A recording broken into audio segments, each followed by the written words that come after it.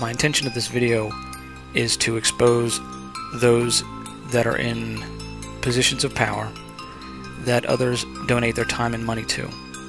Because those people that donate need to know who these individuals are so they can make the choice whether or not to continue what they're doing. I don't want you to confuse this with an attack on those that make up this organization that this person is the leader of. It is not, and it is not an attack on their religion. The second half of this video, we will be connecting that person to the central core of the families that I've been investigating. Now, critics will tell you that this is a mere look-alike scenario. That's not the case, because every one of these individuals that I've been exposing are either related by blood, by marriage, or have worked together on productions and have associations with the core family group. The images used in this video have not been altered at all. They are untouched, and they come from his personal Facebook account, the personal Facebook account of his family members, and his church website.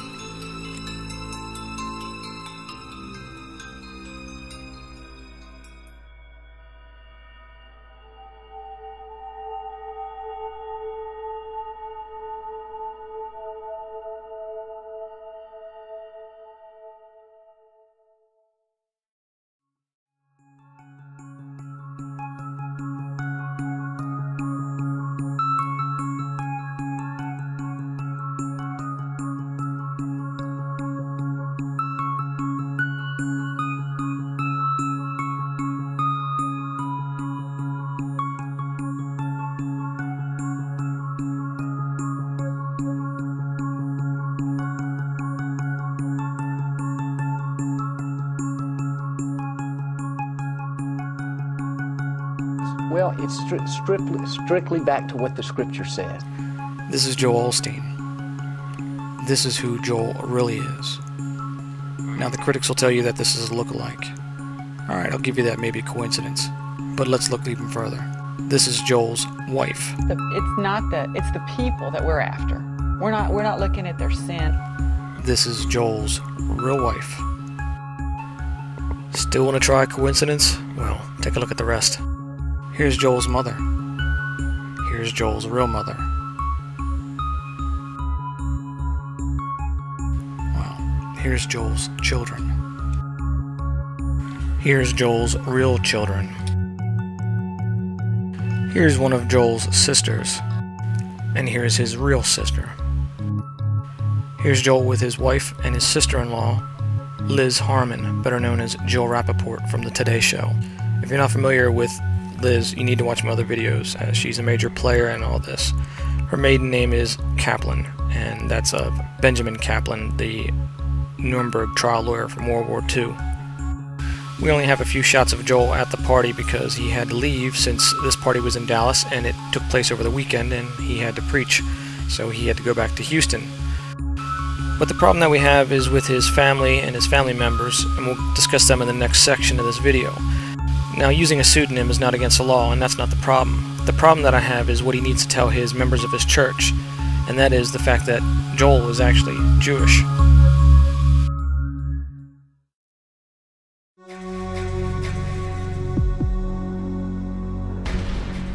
Now, you'll recall a video that I did in the past that exposed the Green Party members of Australia and the current leader, as you see here on the right.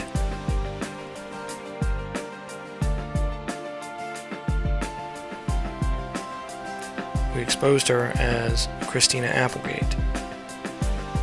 The former leader, the one standing in the center, we will discuss him in a moment, but for now we'll discuss the one in the back with the glasses. Every day I treated someone with chronic dental disease. They just couldn't afford the dental. Welcome to Surviving the Matrix, ladies and gentlemen. My name is Maxwell Egan. It's a pleasure to... Millions of Australians avoid dental treatment and tens of thousands end up in hospital each year because human malice and those great motivators and justifiers of malice and stupidity. Well, we need 14% to get across the line, and we're certainly our vote has been... It seems that Richard D. Natale is not who he says he is either. Along with being Max Egan, the online radio host that has decided to attack me in the past couple weeks, obviously we can see why, his last name, D. Natale, is fictitious. and in fact, his last name is DeVincent. He's married to the person that plays the part of Sarah Silverman, the comedian. They're family members to, of course, Tina Fey, who is really Jennifer Greenberg Sexton, who also plays Gabrielle Giffords, and of course, Sarah Palin. These images are available for download on wellor1.com for your review. Richard is also the brother-in-law to Joel, who we discussed in the first half of this video. He and Joel have a band together. Now, I don't believe that DeVincent is his last name. In fact, I believe it's Hoffman, but he might be using that for a cover since it's such a recognizable name. But here's another one of his family members that was at the party as well. Here we see Richard's wife standing next to, of course, Liz Harmon, who we discussed in the beginning half of this video. Standing to Liz's right is another family member, that is Jodie Kahn Hoffman. Now, you might recognize her as the one that played the cop in Officer Bubbles in the G20 event. Also, she was the person that was pumping the finger up and down during the pepper spray incident for the Occupy Wall Street event. She's played also the naked protester as well. Her sister is married to David Rockefeller Jr. Her sister is a film director, and her name is Susan Kahn Rockefeller. She plays many different roles that we've discussed and we've gone over in other videos. Here's just a few of them. Lee Rhiannon, welcome to News 24. If we could go first to the second Greens Party room meeting of the day, you've elected Adam Bandt as Deputy Leader. Now, Christine Milne got the leadership unopposed. Was Adam Bandt similarly unopposed, or did other people in the party put their hand up for that position? No, that was a contested ballot. How many people? There was two others, Scott Ludlam and Sarah Hanson-Young. Hello, I'm at O Week at the University of New South Wales. It's excellent to be here, to be here, to be here. I've been working on the green stall, giving out our materials, and we'll be giving this top priority because Australia urgently needs to be an innovative. We absolutely acknowledge that 18 years. Pay attention to the names that they use. They love to throw the dick jokes in because of the Dick House Productions and those folks that are behind a lot of this in the creative end of it. Don't you think the FBI has some responsibility to... That's of course her as Medea Benjamin, the co-founder of Code Pink. Do not give your money to Code Pink, they are a scam. The other co-founder is Molly Shannon from Saturday Night Live. Citizens who've been wronged by your agency? So how Ending Loeffner, attorney said Clark's first battle will be proving he's not even mentally competent to... Judy Clark, combination of Judge Judy and Marcia Clark. This is an old photo of hers, old video, so that's why she looks different. Stand for his defense, Loeffner will have one of the best. Judy Clark has represented Unabomber Ted Kaczynski, the Atlanta Olympics bomber Eric Rudolph, and Susan Smith, the South Carolina woman who drowned her children. All three were facing the death penalty. And all three are fake. Stories and all. This next little clip from a documentary, you will see that they even create fake events about the fake people, trying to sell them as real. So this will give you a pretty good perspective of the Occupied farce. Fithian is the top street-level organizer of the Occupy Wall Street movement, as well as its various urban chapters. Minneapolis! Next week! Denver! Honolulu! St. Louis is throwing down too! Brooklyn! Yeah! Fithian herself is quoted as saying, "When people ask me, what do? I say, I create crisis, because crisis is that edge where change is possible." Fithian's signature strategy is to produce a... This is one of the actors they used in the Canadian G20 event as a lawyer that was arrested, but she's an actor. Not to mention, good friend of Susan Rockefeller. very public media event and deliver what the radical left calls arrestables, pre-designated members of the event who will eventually be taken into police custody in front of waiting cameras. Are you a mother, grandmother? I'm a mother. Here, you can see union organizers discussing whether or not this man will be arrested later in the protest. He said he's not being arrested. He's not on the list. Maureen, I'm going to run over here for a second. Later, the pre-chosen arrestables are taken into temporary custody in front of waiting cameras, eager to produce dramatic images of teachers being led away with their arms behind their backs. What do you think your students would think of you guys getting arrested today? Is that a good example to set? Our students would think that we're standing up for our schools and for their education. But why did you need to get arrested for that? They are defunding education. Because our children are getting shafted, and it's not by the teachers or the parents. And here you can see Fithian directing the whole scene. Was Fithian and her Occupy movement paid to help produce these arrestables? Paid or not, Fithian uses these events to further solidify the cohesion of her radical, anti-capitalist Occupy Chicago foot soldiers. Look at what we did! Today's predetermined arrestables were all public sector teachers union members, a harmless enough group of folks. What kind of arrestables will these union-empowered radicals unleash on Chicago next time? This kind?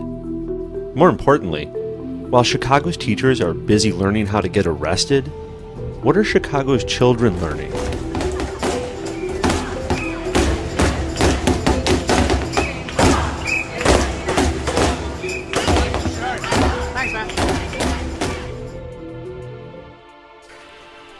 Enough on her for now.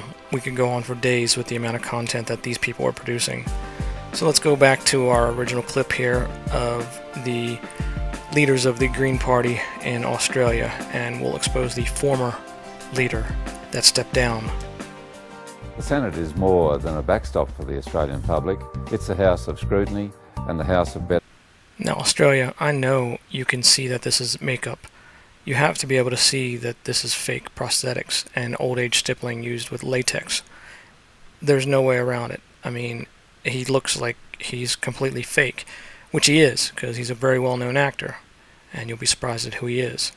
Outcomes. We all know what happens when a government gets control.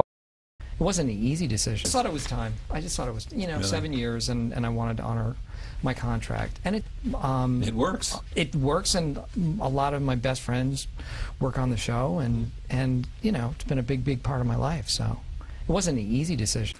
And this shows you that what we're doing is having an effect on them, as you see Steve Carell bailed out on this position in the Middle East. I wonder why. Let's go back to our group shot, and the final one, the female in the back.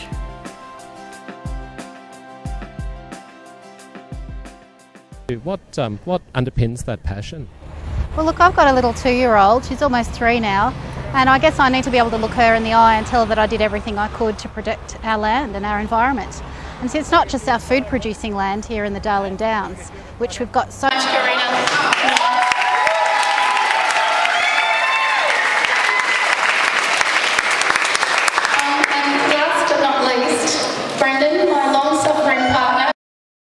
Now this actor also plays another role you might know her in.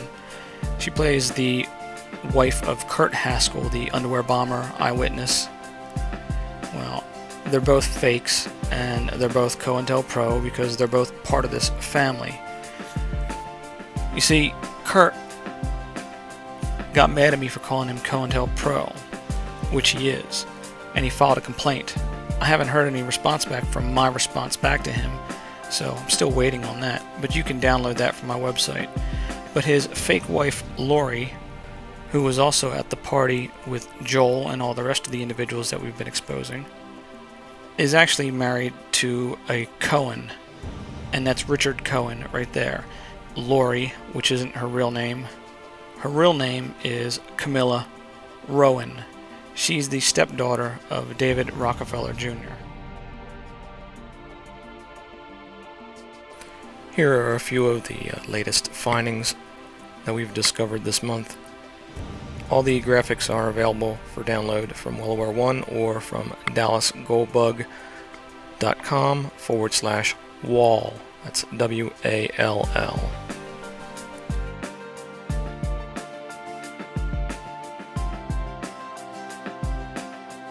The person you know as Mark Zuckerberg is using a pseudonym.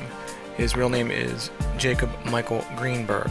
He was arrested in February of this year for drug possession and paraphernalia possession in Maricopa County, Arizona.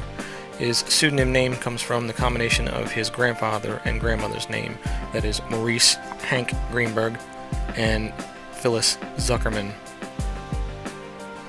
At the time of the arrest in February, he was 22 years old. Paperwork has been filed with the SEC's whistleblower department as alerting them and the stockholders to the fact that he is not 28 years old, as the mainstream media is saying he is. Now, the use of a pseudonym is not against the law, but filing false paperwork with the SEC telling your potential stockholders of a fictitious beginning of the company that they're investing in, and the fact that the person that they're claiming running the company is not running the company, is.